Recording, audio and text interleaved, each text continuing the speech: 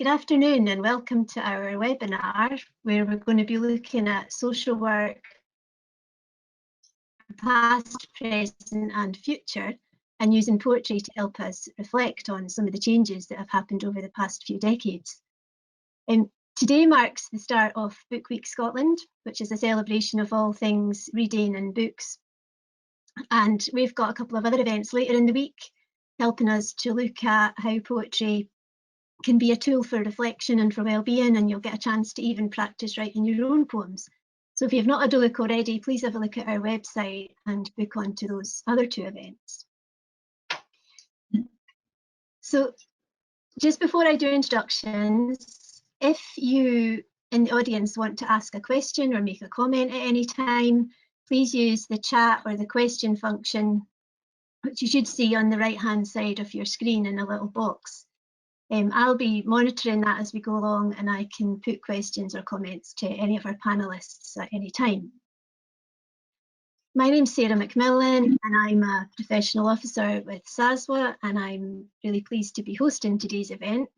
And I should also just point out that this is a really current topic for us at BASWA because we are celebrating our 50th anniversary this year. And we've had a few events and webinars and things along that line to help us celebrate 50 years of BASWA. So I'm going to ask my fellow panelists today to introduce themselves. I'm going to start with Alistair Finlay. Alistair's a retired social worker and he's a poet and a published author. So Alistair, could you say a few words to introduce yourself? Sure. I was among the first generically trained social workers in 1970 under the 1968 Social Work Scotland Act. And I worked as a social worker in Falkirk Borough in 1973. 20 months later, I was promoted to senior social worker at regionalisation, when we had 52 local authorities reduced into 12 regions. And I was promoted because everybody above basic grade social worker level was suddenly landed into management, and there was a dearth. So I basically became a frontline manager in social work in the final couple of decades of my career, and I left social work in 2009 with a writer's bursary from the Arts Council in order to write a collection of poetry called Dancing with Big Eunice. And last year I published the prose version really of Dancing with Big Eunice called Molly Coddling the Feckless. So that's all I have to say at the moment. Okay, thank you, Alistair. Edward, can you say a few words about yourself? Yep. Hi, my name is Edward McKim. I am a recently qualified social worker. I have been qualified for just over a year, so I don't know if that actually counts as being fairly new since I've been in the game for a year now. I work in a children and families area team in Renfrewshire Council, and it's a real learning experience, so it is not one day is the same. Yeah, I really enjoy it, so yeah. Thank you, Edward. And Edward's also one of our SASWA committee members. And last but not least, Ronnie Barnes, can you introduce yourself, please? Yes, hello, good afternoon. My name is Ronnie Barnes. I've been on a very similar journey with Alistair, and I trained in the very early 70s and had a very lengthy 41-year career in social work in all its parts. I'm also a former chair of BASWA and Scottish convener of SASWA as well. So I'm very happy to be part of this discussion. Okay, so I think we're going to kick off with one of your poems. Is that right, Alistair? Yes. Now, I was going to preface some of my remarks before the poem, just to kind of talk about my generation of social workers. The 1968 Act created this one-door social work department, and we were called generic social workers. And The purpose of the Act was to replace residential and institutional care across the board with community-based services, and that was our remit. That's what we saw ourselves as doing.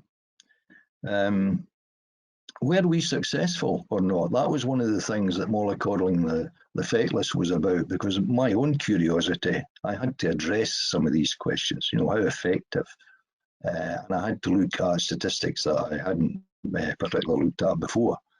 And the answer is that we were surprisingly effective in that main aim of bringing in community-based services in practice. Some of the statistics, I don't want to bore you, but I want to at least establish something about the context in which we were working then, and where we passed over the baton to Edwards generation. Adoption. In 1969, in Scotland, there were 2,268 adoptions. Of those, 69% were under 2 years of age. In 2009, when I retired, there were 455 adoptions, and 14% of those were under 2 years of age. In addition, that represented, in 2009, 1% of all looked after children. Children in foster care and residential care. In 1973, there was a famous study by BAF looking at children who wait, by Jane Rowe and Lydia Lambert.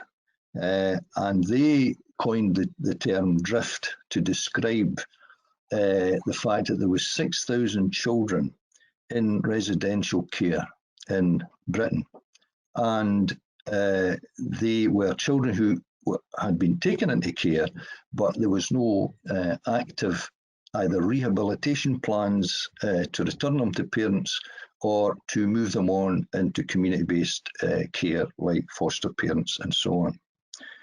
In 1976, there were 10,000 children in care, 62% of whom were in residential care. In 2010, when I retired, there were 6,476 children, 77% of whom were in family care. So the plan of the Act was to replace residential care with community-based services, and I think that was achieved. Reinforced in 1992 by the Skinner report, another kind of home. It was written by Angus Skinner, who ended up Chief Inspector of the Inspectorate. And his report showed that the number of residential care homes fell by 52% between 1980 and 1990. This was as a result of investing time and effort into developing foster care resources, and obviously preventing children from remaining in care, and a huge emphasis in rehabilitating them home. In 1977, from the Skinner report, 33% of those in residential care were under 5 years old. In 1989, when the report was written, 86% of children in residential care were over 12 years old. And this followed, this was based on practice that places like Lothian Region and Dumfries and Galloway and the Borders, they would not allow children under 11 to be taken in residential care. And it led to this kind of development. Thirdly, looked after children. In 1971, there were 14,788 children in care, and in 2004 there were 11,675. There was therefore a reduction of 35% between 1976 and 2010, and the percentage in residential care was reduced by 77%. In mental health, much the same picture as can be seen. In mollycoddling, I refer to a particular hospital that I was familiar with in West Lothian in the 70s called Bangor Hospital, and in the 1990s that was replaced by St John's Hospital. And the figures that I compiled for that was that Bangor was a large psychiatric hospital, and it took cases not just from West Lothian but surrounding areas including Edinburgh. But there were 1,200 beds in Bangor Hospital in the 1970s. That was reduced through the 80s to 500 beds.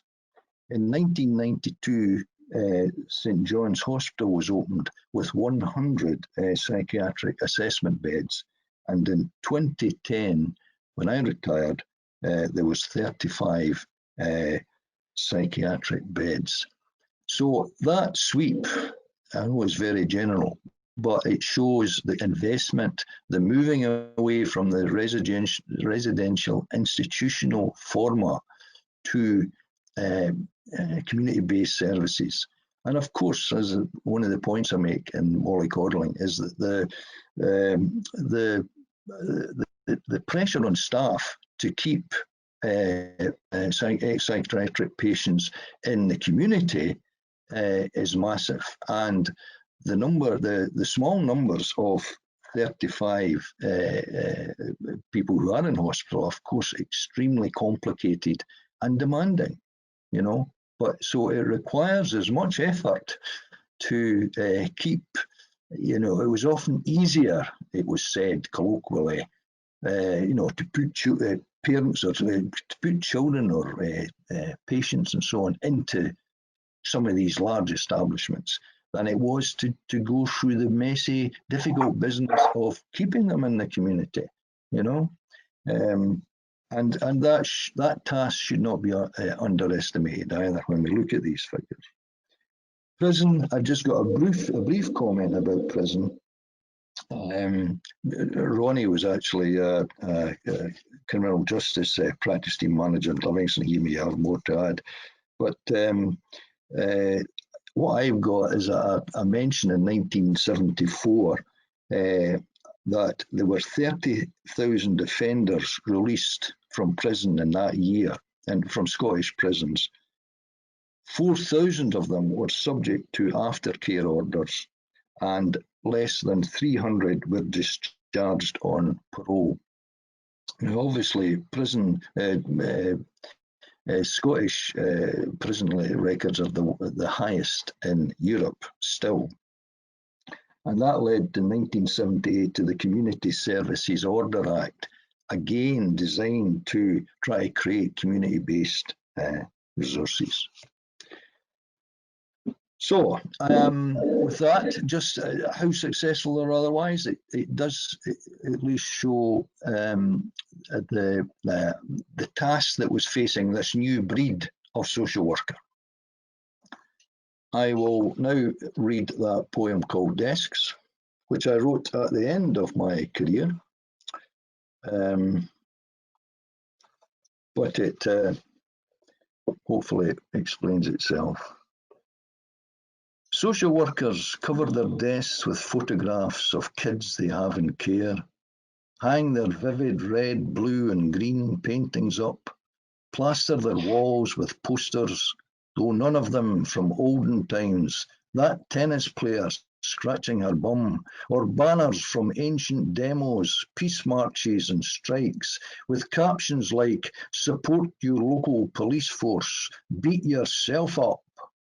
Mostly photos of previous team nights out, dried up plants, banana skins, the entrails of a 3 weeks late social background report, nearly done, and the telephone ringing. Now, some of the comments I've got, why I chose that, is that our profession may have been a bureaucracy in local government, within local government, but we were professionals, not bureaucrats. That's how we saw ourselves. We were anti-bureaucrats. We challenged bureaucrats in housing departments and in DHSS and the health service and in education and the police. We took on the cases that some of these other agencies had failed with before us. Now, looking at the poem, I realised that it was a totally new world 5 years after I retired. The place that I worked was demolished for a start, and then it was replaced by a building that was leased out, an open plan floor, which has about 80 workstations in it. 80 social workers and their managers, or frontline managers, are based in it. So, and also the mobiles have replaced the telephones of the poem. The open plan replaced the small 4 to 5 desk team room that we had.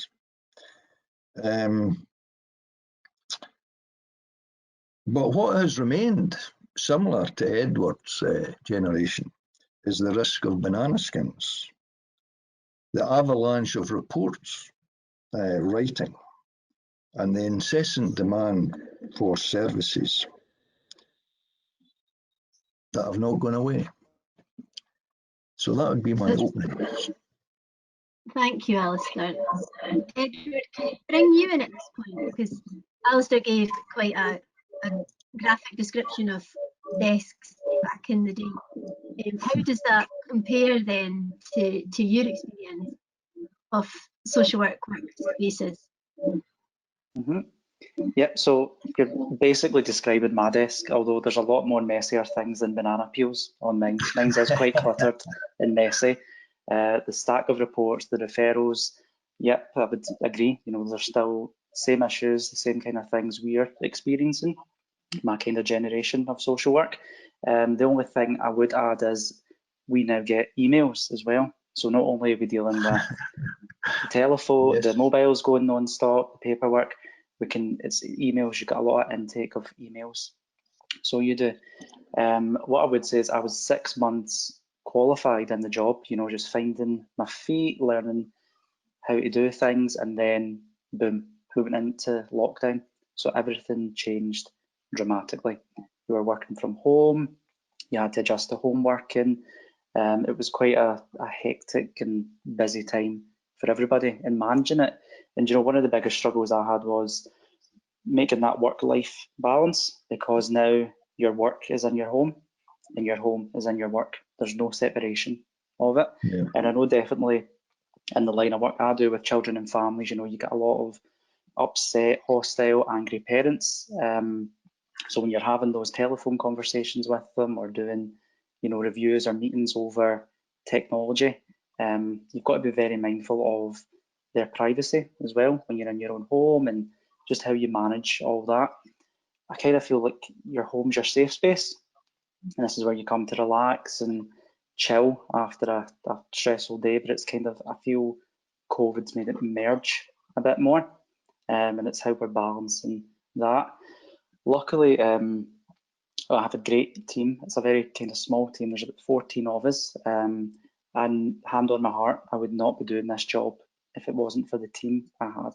It's a very supportive team. It's a very nurturing team.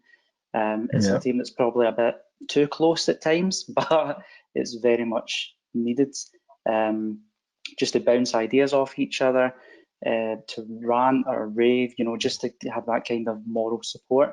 But it is very much needed, and I'm very fortunate and lucky that I'm in a team that enables that to happen, and it also enables me to grow and learn as a practitioner. And that's just not on the ground level, you know, that comes from management down. It's very much put out there to integrate and mix and mingle.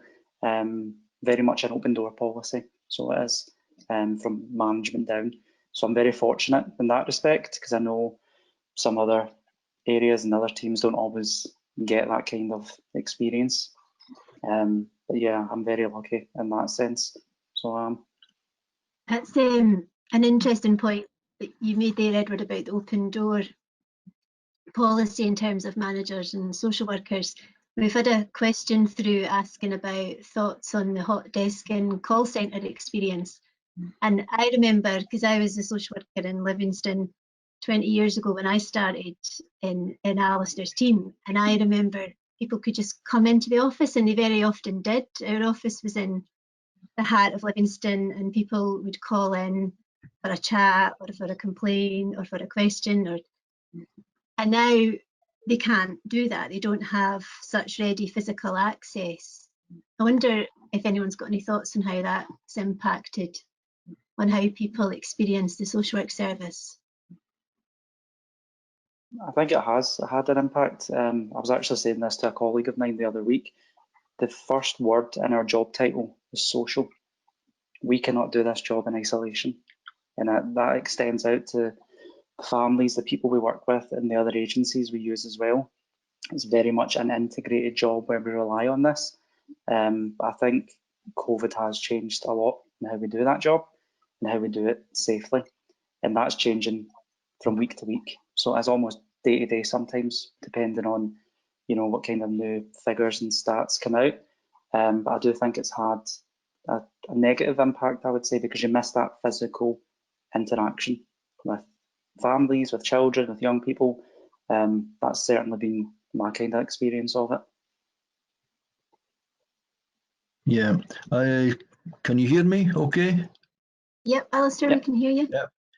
Yep. Yes, I was reflecting on the fact that my office, the place that I'd worked for about 20 years, was demolished, and it was transferred into a kind of anonymous block in the centre of Livingston, next to a very busy road, and the number of years that I'd spent in social work, no matter where I went, there was always discussions about the accessibility of the building for the clients. And it just seemed to turn on its head that whole notion of accessibility, familiarity, consistency. Suddenly that would it did not seem to apply, because the council was struggling for money, presumably, and trying to make cuts. But where does the question of access and familiarity, how do you reach out to people in the community? This suddenly kind of just went off the graph. It no longer registers. It's about saving money, and during the austerity period in particular, that's when that was happening. These kinds of considerations seem to vanish, and later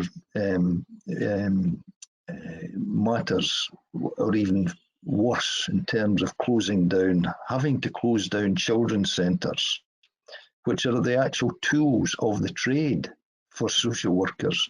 I find it, given my history in child protection work, I was first child protection coordinator for Lothian region, 1985 to 91. And all I understood about child protection was based on collaboration in the locality with other agencies, and the centre for that was the Children's Centre, because that allowed parents to have their children safely looked after, and for Children's Centre staff to be able to observe them, help them, support them as parents, and also report any difficulties that they were having with the parents and that the child was having with the parents. And so this, I suppose, as a whole, desks is a very kind of material thing, but you need material things as well to be able to do your job. You need to have quiet. You need to have space. You need to have headroom, space to think. You need to have colleagues that you can bounce ideas off. And this notion, I'm pleased to hear what you're saying, Edward, that there was as much emphasis placed on horizontal support between workers as there was vertical support, coming down to workers. And I always tried to encourage that aspect. And there was other kind of institutional things that we did, like team meetings, discussing cases, discussing allocation priorities, discussing policies and practices. That went on for decades in social work. And it just became less and less kind of central to the main thrust of where the social work was going on the ground. And I see that, I worried that trend just intensified to the point where we've now reached. It's interesting because we've talked quite a lot at SASWA about community social work and how can we return to some of the more community-based social work that we used to do. And since lockdown, in a lot of the conversations I've had with social workers, they've reported that it's starting to feel a bit more like community social work, although they're remote in some ways. The fact that they've been able to go out and do doorstep visits and take things to people, things that people want and that they're appreciative of, and it's been less bureaucratic and it's felt like a more responsive service. So it's interesting that some of that has come out of the pandemic situation.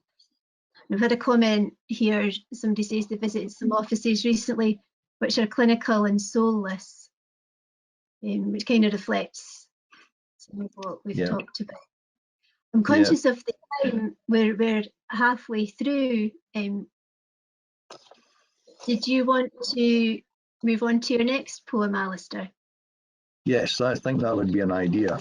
I didn't realise it was so dark. I'll just put my light on.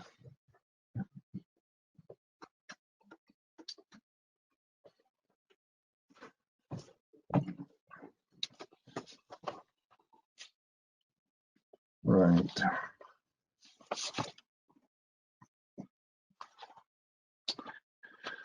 I've got two poems here. They're actually facing each other in the book, and it's called The Newborn Baby, and the other one is Poverty.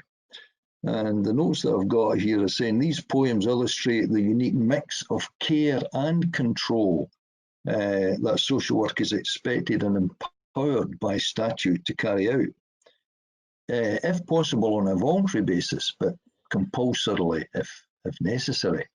And my opening remarks were about us as a service being criticised by other agencies, notably sheriffs, the police and head teachers, because we were kind of taking over. We were the new kids on the block and we were taking away some of their control over these groups and some of the kudos in their terms of that. And the criticism that we as a profession, a new profession, had was immense. Sheriffs called us Gwendolyn's and Rosemary's, and that's where the term miniskirts and sandals came from. And these kind of conservative and right-wing newspapers who just didn't want any support to go to our client groups, they identified us with the client groups. They then said that we were naive and idealistic, and we encouraged these kind of criminals, etc., because of that. What that left out of the equation was the fact that we were assigned to cases by courts, by children's panels, by mental health tribunals. We were central to the statutory process of assessing and providing care, need, supervision, and so on. Commonly that was called tough love. So they leave out the tough love element to our job. So this is the Kerber, if you like, the newborn baby. The newborn baby was beautiful, asleep, cradled in the arms of a nurse, her mother already gone from the hospital to a drug den, her grandmother unwilling to come from Carlisle, Pitlochry, Pittenweem, with her heart condition, the grandfather already in prison, dead, the subject of several previous convictions against his own children.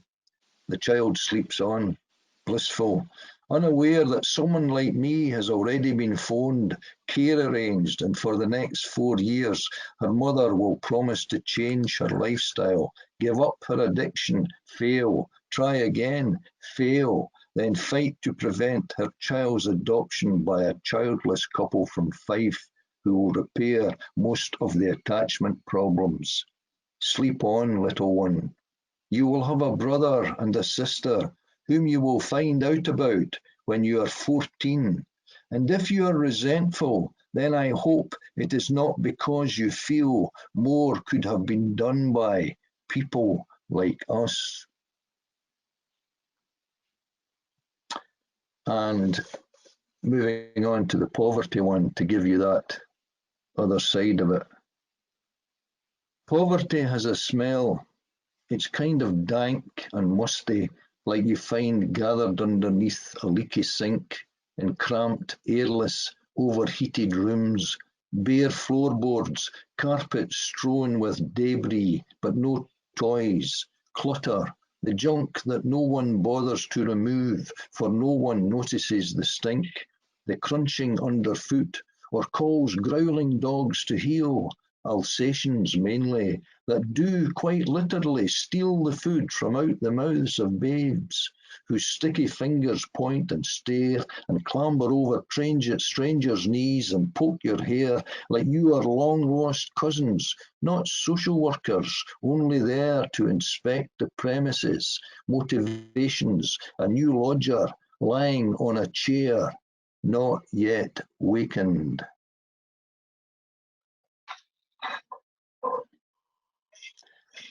As I say, it's that mix of the caring task hard up against the kind of control mechanisms that are often required to care for vulnerable adults and children. And poverty, of course, is still today a huge issue and one that's increasing, and one that Basel has done quite a lot of work on, and we published their anti-poverty guide a couple of years ago. Edward or Ronnie, would you like to come in at this point and offer any reflections on how we as social workers support people in poverty and how poverty has an impact on the people we support and how these people are perhaps viewed? I think just from my own personal point of view, I mean, I echo much what Alistair said about his experience of his career, which really mirrors my own. I'm now a children's panel member and have been for the last 6 years since I retired. What I've been struck with, given that I was around in the very early 70s when the children's heating system came in first of all, which was really at that point a replacement for juvenile courts and was dealing mostly with young offenders. However, the swing in terms of who we now look after through the child protection system is that something in the region of 80% of children coming before the hearing is really to do with inadequate parenting and parents who are unable to sort of bring up their own children. And so therefore the support of the state is necessary. I've seen a complete change in that sense in my time.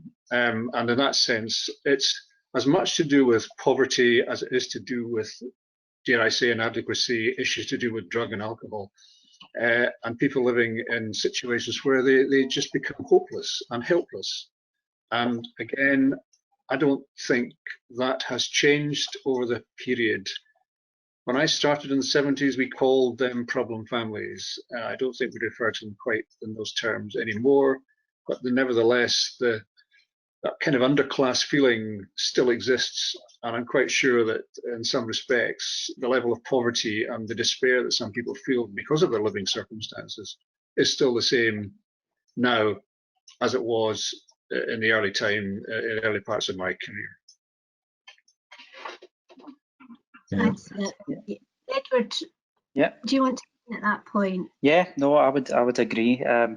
Sometimes I think poverty is the underlying risk that we never really pay much attention to. We focus on everything else, but never really pay attention to the underlying risk that poverty is. I think it's something like what 1 in 4 children are living below the breadline in 2020 Scotland. Like 2020 Scotland, and 1 in 4 children are living below the breadline in these poverty levels. When we did go into lockdown and the schools closed, one of the big worries I know a lot of me and my colleagues faced was this was the one meal children got a day. And what, you know, lunch, that was them sorted. And how were we going to help with that? You know, schools are a safe place, you know, they're guaranteed that one meal a day because the home isn't too great. And that was a real big worry when the schools did close. And it was also it was definitely an awakening for me because it makes you realise just how much you depend on other agencies in this job. One thing I became really aware of is, you know, we can look at the physical aspects of poverty, the emotional aspects of poverty, but what really got highlighted for me during lockdown was digital poverty. You know, the amount of families that don't have access to Wi-Fi, to internet, to tablets, to computers, things that we are kind of living in our generation deem as necessities, you know, that didn't have access to these types of equipment.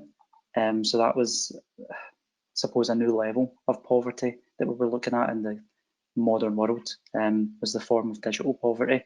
So it was, I always remember when I was doing my training, I was training in Maryhill and Possil, and this is one of the most deprived areas of Scotland. And, you know, you can read about the facts and the figures and definitions of poverty, but until you actually see it up close and the kind of the long-term scarring effects it has on families, you know, it's all fine and well reading, oh, 1 in 4 children are living below the breadline, but until you actually see it, smell it, hear it up close and personal, it leaves an impact on you. So it does. Yeah, I would say, yeah, that's the way I kind of feel about poverty. So it is. Yeah. We've had a comment, Alistair, your description of poverty is so true. And that social work isn't an empty pit of money, but we need to find a solution to this to support the most vulnerable in society. And also someone else saying that they're echoing reports of a significant increase in poverty since COVID, and that we need to do something about digital poverty as well, that point that Edward made being echoed. And I think the concern is that children and adults are finding themselves in need of social work intervention because they don't have enough money, which isn't the way it should be at all. Mm-hmm. Yeah, one of the things that struck me, horrified me, in fact, was in preparing Molly Coddling, was a statistic that was provided by UNICEF in 2007, a report by UNICEF that showed that in Britain in 1977, 13% of children lived in poverty. And in 2007, which was the zenith year of New Labour, Tony Blair and Gordon Brown, where, you know, most of the population felt that they were living in some kind of golden age, the level of poverty was 22% for children. And this, I think, the explanation for this kind of one part of the society not understanding how the other half lives is that what Thatcher did was to create something like 3 or 4 million unemployed. And in circles at the time, they was criticised as that what she did was that she created a 2/3, 1/3 society, that those who were respectable working class jobs, etc., actually benefited from a lot of Thatcher's moves, you know, in terms of selling council houses and opening up, you know, big companies and so on. So they did rather well out of those years, but it created this much larger underclass through the 80s and 90s than had been the case. In fact, it's now seen that in the 1970s, the equality was as the best rates that it's ever been. And having lived through the 70s, 60s and 70s, along with Ronnie there, we could testify it wasn't a golden age, didn't feel like a golden age. But when you look at these indicators, and you now look at the food banks and stuff like that, that would not have been tolerated in the 1970s. The political climate would just not have tolerated it, you know. And you know, it's a shocking thing. But I think, sadly, there is now a tolerance of the levels of poverty that, I mean, Edward just described what it's like to sort of work in some of those sorts, unfortunately called sink estates, say, in the west of Scotland. We seem to have reached a tolerance where actually we do put up with that. But poverty, I mean, I remember sort of in the sort of the, I can't remember, the early 2000s, there was something called Make Poverty History. And Baz was part of that campaign. And to think that that's what we did at that time, that we had to actually make it a campaign. And yet here we are, probably with even worse statistics. And if you listen to some of the kind of, dare I say, the rhetoric about the difficulties in persuading the current government to ensure that children had school meals throughout the pandemic, and at times they were prepared to not supply school meals. The fact they've got to have food banks, and we now have a tolerance to the fact that we just accept that now. I don't think we ever could have imagined that we would have had to resort to something like that as basic a requirement as food, that would have to be done on a voluntary basis. People would have to donate it to people who otherwise wouldn't have it. I don't think even in the 70s we could have countenanced that that's the situation we would have found ourselves in. But here we are, in you know, one of the most affluent countries in the Western world, and yet we reached a point where we seem to tolerate that, and that's the problem I think we got. It's not a big issue anymore. We just accept there are people like that who live in this grinding sort of poverty, and the situation for them will never improve. No, I would agree. And you know, I think there's an element of it where the people in power that make these decisions are so far removed from the reality and the hardships of everyday life that, in my opinion, I would class it as conscious cruelty. So that's the way I would see it. You're right, Edward. I think it's the tolerance. I think we tolerate it now. It's almost like we appreciate it. It's almost like we accept that we have to have a level of it that we just almost write off sections of society because there's obviously it's either too big, too difficult, or it's just not interesting enough. They're not economically interesting enough to do anything about. No, definitely. And almost I feel at times, you know, when you're working with my kind of position, you almost become a wee bit desensitized to it because you are becoming so used to it. So you're working with a family in crisis, you go, oh, right, food bank voucher, oh, do this. And it's almost a tick box exercise of what kind of intervention you're going to put in place to help them. It just becomes the norm because you become so desensitized to it. And it gets to a point where if you stop for a minute, reflect and go, what am I doing? I'm providing people with food. In 2020, I am providing them with the most basic human need there is, and I'm providing that to them. Yeah, I think it's definitely the same issues I suppose you were talking about, and we're still experiencing them. My generation is anyway. Which is why I think as social workers we've got to keep ourselves aware of that. And I think there was an expression used in the BASWA guide about poverty being the wallpaper of practice, and that we can't let it just fade into the background and just accept that it's there, that we need to keep talking about it and campaigning against it and doing what we can. Yeah.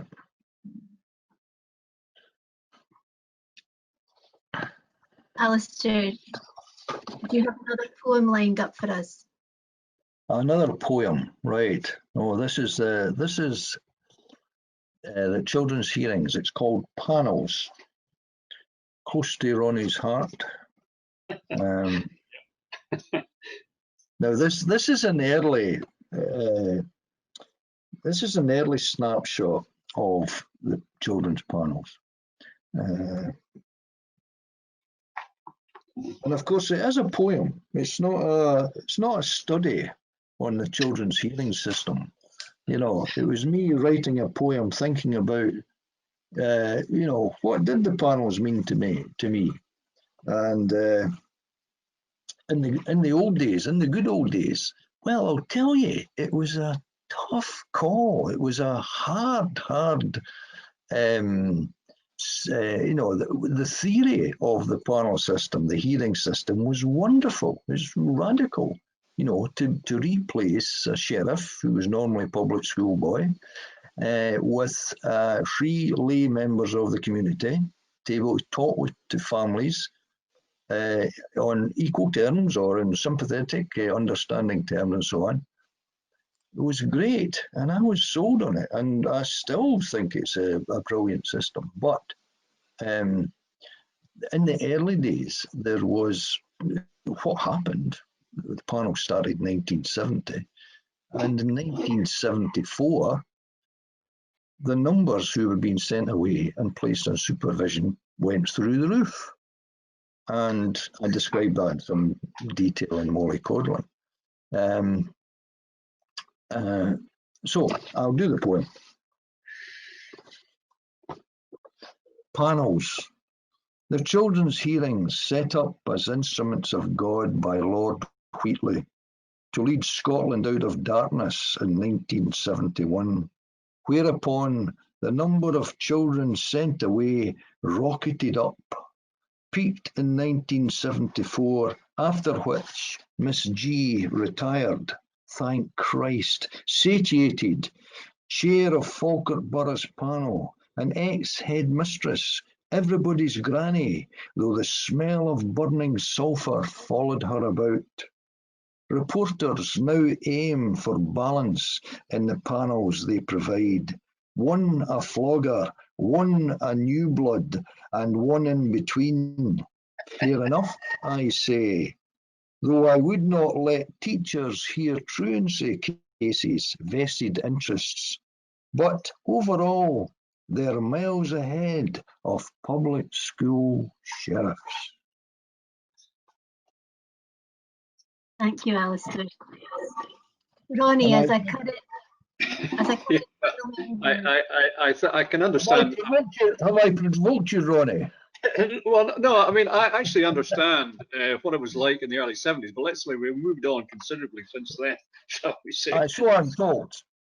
I think we have much more of a reflective, balanced sort of community of panel members, where we've got a real good spread, certainly in West Lothian, where I'm a panel member, with up to 80 panel members coming from quite across the spectrum in the age. They're not all people like me, unfortunately, because they need men. They end up probably getting more people of my generation than would necessarily be the case. But we do have quite a lot of young people, and I think we are a different breed than was the case when in the early 70s we are recruiting probably from teachers who just took their teaching sort of approach to the children's panel system, which certainly wouldn't be welcome now, because that's not the way we do business. I think we're much more empathetic, understanding, and in touch with people insofar as we can be. Obviously, there's still an issue about how in touch are we with people who come from the kind of parts of the country that we were talking about in the previous issue to do with poverty. How well do we understand how much of what we're doing is, again, on behalf of the state? Can we really sort of make positive interventions? My belief is that we do, and I can't think there can be a better system of juvenile justice and child protection. There hasn't been one that I've ever seen. I don't think that to change this would be a step in the right direction. We don't need to have much more legal tribunals with people being represented by lawyers. We've got quite a bit of that in the hearing system at the moment, but fortunately it's of a soft touch variety, and certainly nothing about people not being able to speak up for themselves. Having representatives is fine, but you don't need to have them being represented and not being able to be heard. And I think as well, I know from my own experience that the panel system and the way panels are run and how children and young people view them is constantly under review and constantly being looked at, and constantly how can they improve, how can they be more responsive to children and young people's needs. Yeah. We only have Yeah, just take that point, Sarah. I think we're now at a point where the furnishings in the room have changed. We got rid of the big table. You know, it's much more child friendly. I mean, to the point now where before the lockdown, we were putting up photographs of panel members in the waiting room so they actually knew who they were going in to meet.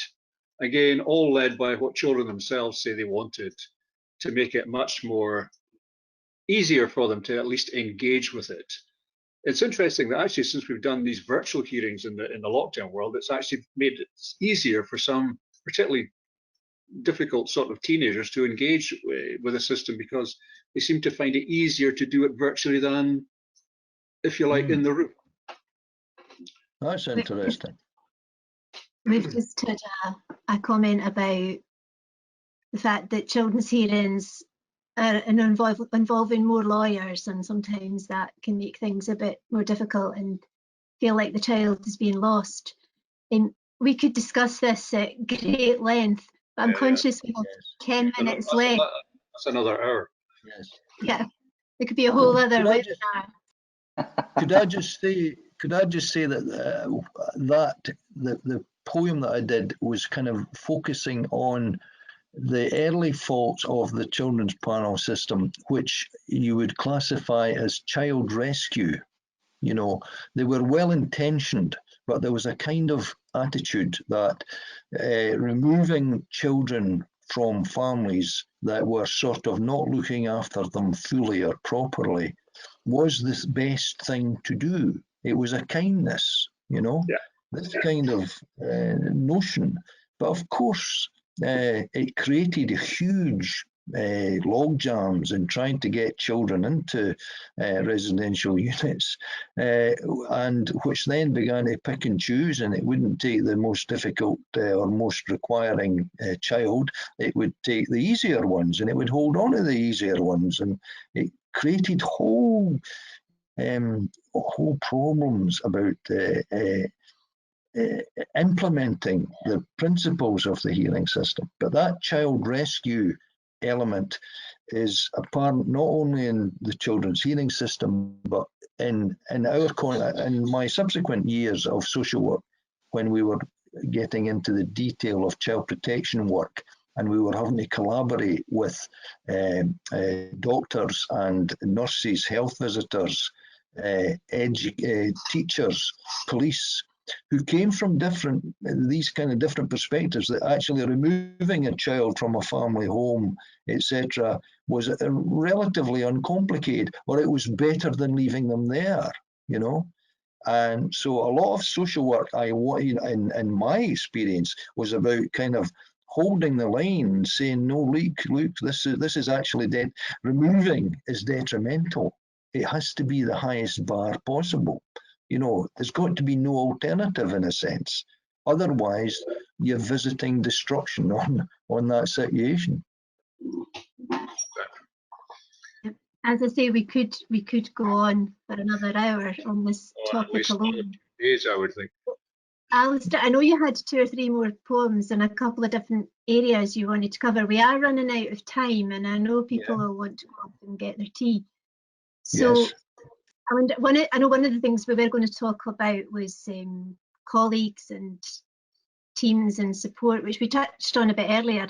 Do you want to pick one of your remaining 3, Alistair, and Oh, yes. what point to come to a close on? Yeah. The poem I would think that closes my mollycoddling book is called No Problemo. And it is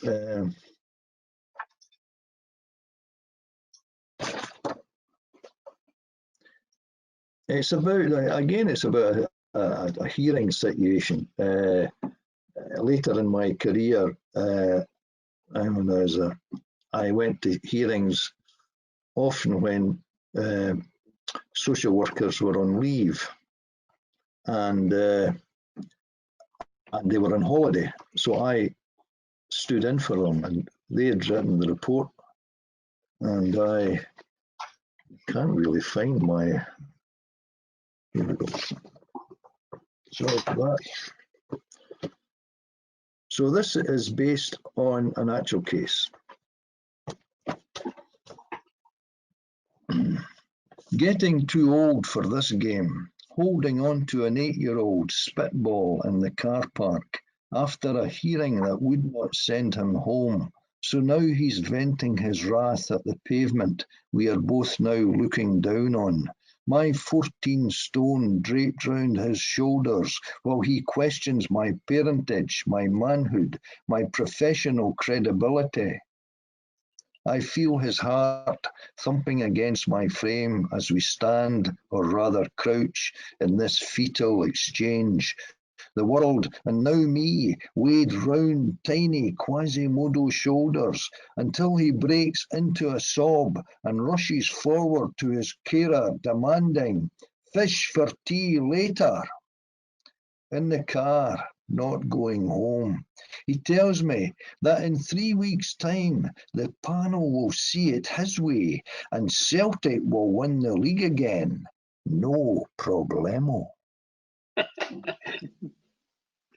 And that, I think that poem shows you the energy of the client group, the resilience that not just we kids, but the whole range of adults who have had such a terrible upbringing, and uncertainty and that kind of thing, stuff that you and me as average people would have crumbled under, and they have this resilience, and it's one of the things you were talking about earlier, Edward. You were saying it's actually the support of your colleagues that keep you going, and I think Ronnie and me were fortunate enough, and Sarah, to be in an earlier period where you could do work with clients. You could get, especially with children. I mean, that's what the desk poem is about.